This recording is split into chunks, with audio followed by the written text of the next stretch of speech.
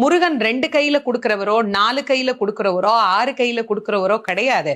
12 கையில தரக்கூடியவர். கேட்டவருக்கு கேட்ட வரங்களை அல்ல, நினைத்தவருக்கு நினைத்த வரத்தை விட அதீதமான நலன்களை வாரி வாரி வழங்கக்கூடியவர். அவர் 12 கையில கொடுப்பார், வாங்குறதுக்கு நமக்கு தான் 2 கை பத்தாது.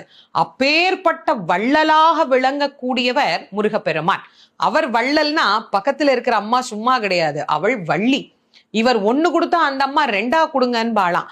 அப்படி கணவனும் மனைவியும் போட்டி போட்டுக்கிட்டு நமக்கு கொடுக்க தயாரா இருக்கிறாங்க. வாங்குவதற்கு நாம் என்ன செய்ய வேண்டும்? அவரை நினைக்கணும். எப்படி நினைக்கணும்?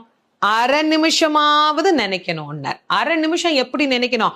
எனக்கு கொடுப்பாரு எனக்கு கொடுப்பாரு எனக்கு கொடுப்பாருன்னு நினைக்க கூடாது. முருகப்பெருமானை உள்ளம் உருகி, அந்த உள்ளம் உருகுகிற போதே நமக்கு அப்படியே கண்களில் இருந்து ஆனந்த கண்ணீர் அப்படியே பெருகும்.